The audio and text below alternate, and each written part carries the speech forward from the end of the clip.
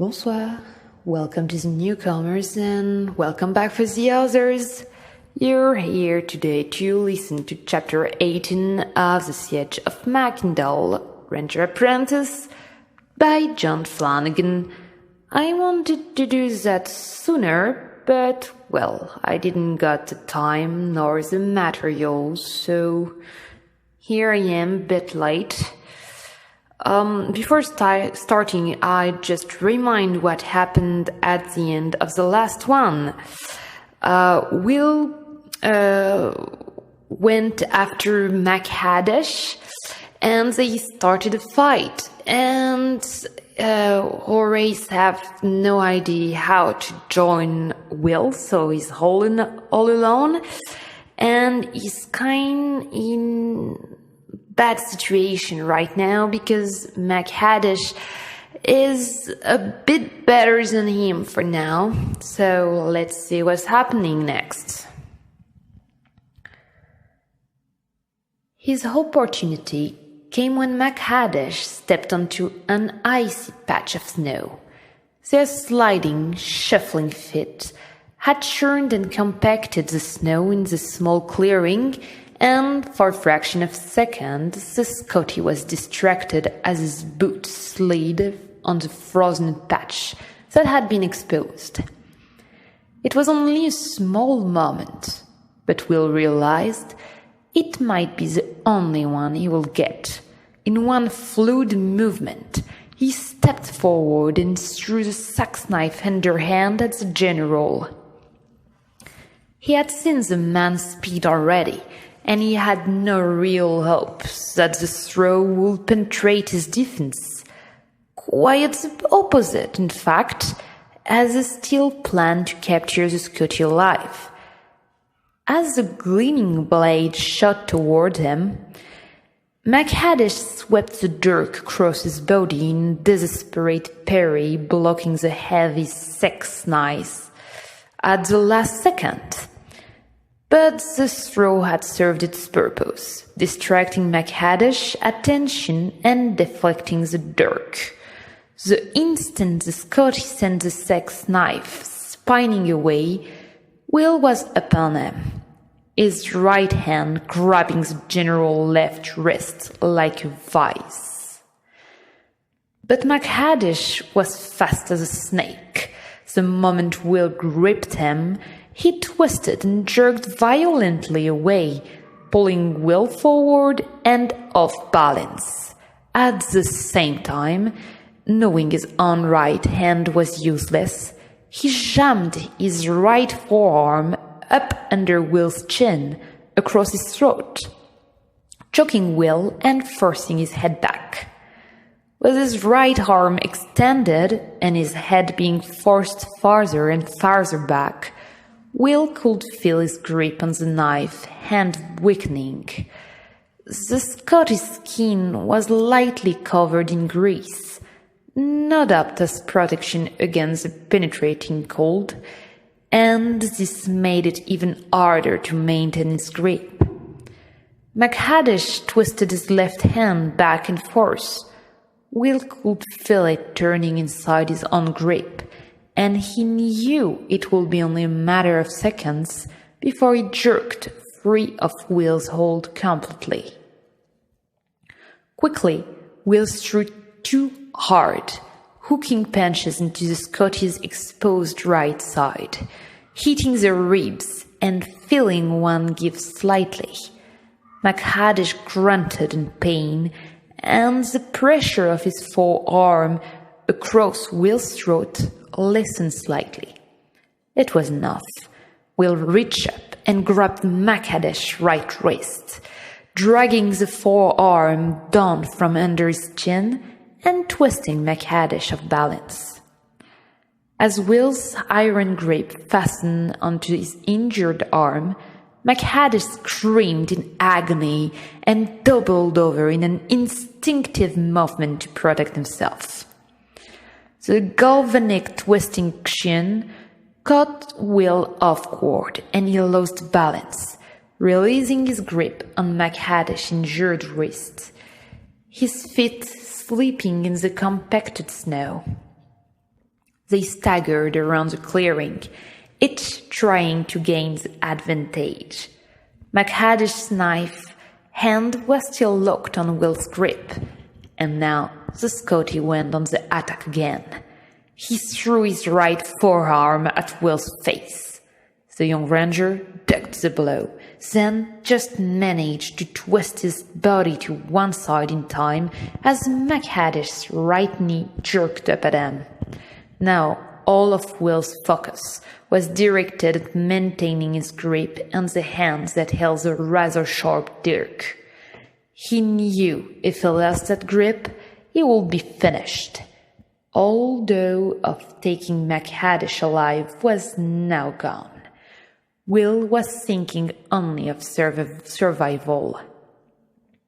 He grabbed the long pigtails that hung down the left side of McHaddish's head and jerked it up and over, dragging the Scotty's head to the right. The general howled in pain and turned his head, teeth snapping, trying to lock onto Will's hand. As he did so, Will swept his left leg across in a slicing action that took the general's feet from under him, sending him crashing to the snow. Will, on top of him, his waist driving the hair from the general's lungs. Again, he felt McHaddish twisting and turning the knifed hand in his grip, trying to break free. Then the general heaved convulsively and rolled to the right at the same time, reversing their positions so that he was on top. The dirk hand poised above Will's throat, slowly starting to move downward as he put all his weight and strength behind it. Will gripped the knife hand with both his hands, trying to force the dirk away to the side. But he felt a hollow sense of despair as he realized how much stronger the Scotty was. Fighting on their feet, Will would have had a slight edge in speed and mobility. But here, all the advantages were with the Scotty. Will heaved and bucked desperately, trying to throw the other man off. But McHaddish was expecting the movement and countered them easily. Then, each time, Will gained a little respite as the knife moved away from him.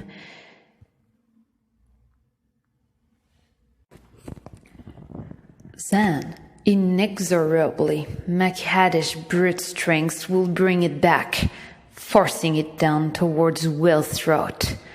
And Will was tiring. The sweat of fear, panic, and exertion ran into Will's eyes as he watched the gleaming tip of the dirk inch closer and closer. Behind it, vaguely, he could see McHaddish's face, his feature obscured by the paint.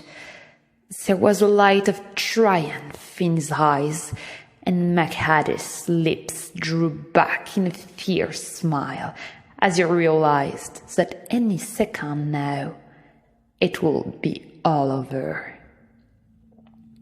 And then, sooner than he had expected, it was. Bang! Bang! The heavy brass pommel of Horace's sword slammed into the Scotty's temple twice in rapid succession. Will felt McHaddish's strength suddenly fade to nothing, and all that was left was his dead waist bearing down on the knife, as his eyes glazed and he slumped unconscious.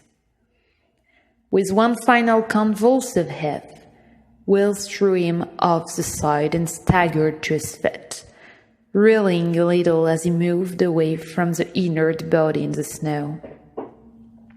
Horace stepped towards his friend and put an arm around his shoulder to steady him. For the past 5 minutes, Horace had been plunging blindly through the trees and bushes, heading in what he hoped was the right direction. Thank God, he thought, he had made it just in time. He saw, with some concern, that the front of Will's jerkin was covered in blood. "Are you all right?" he said, taking his arm from Will's shoulder and turning him so he could see more clearly, looking for some sign of a wound. Will coughed and retched in reaction to his close shave.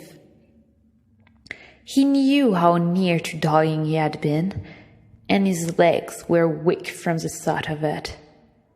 "Will," Horace said, concern making his voice harden, "are you okay?"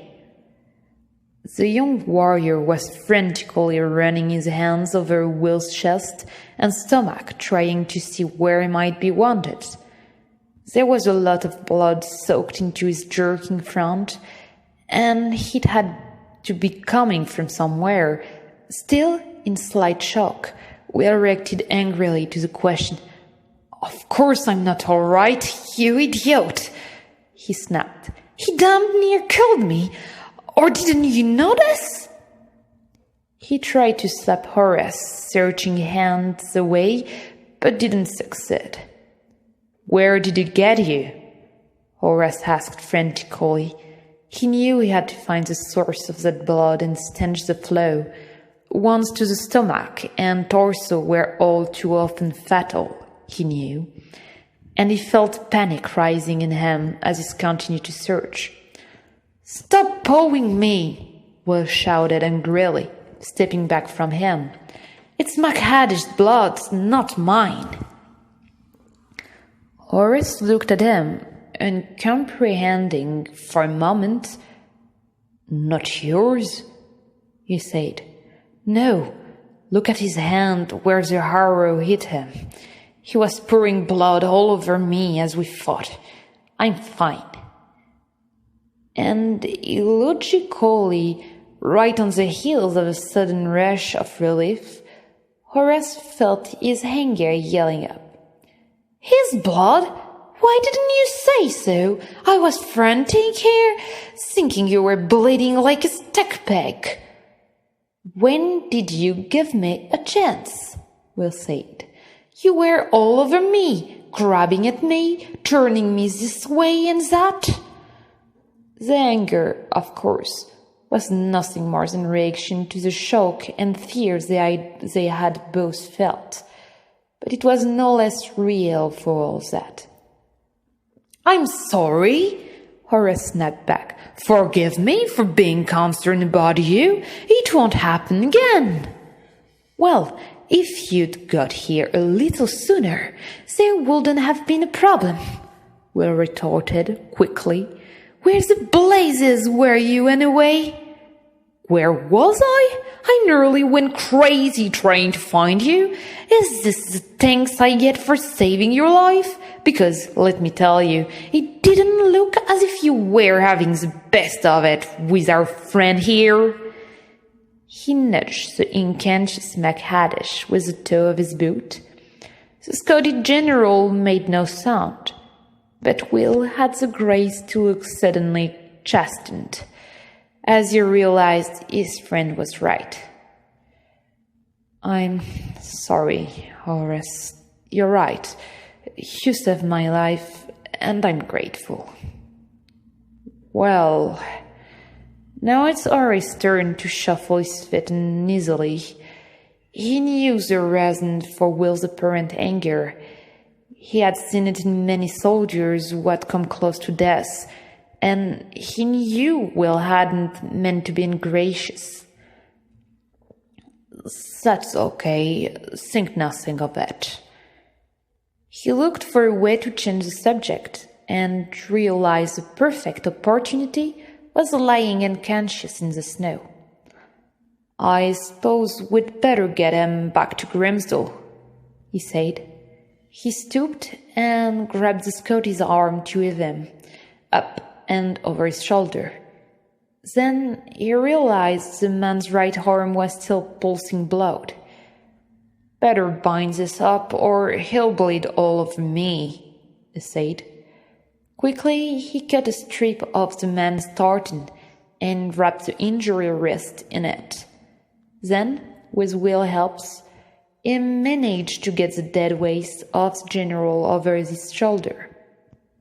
He wrinkled his nose in distaste. "He's a bit ripped close too, isn't he?" said. Will shrugged. "I was a little too busy to notice." That's the end of chapter 18, and I find it a way more satisfying end than the last chapter. We'll go on with the next chapter 18, as soon as I can. See you!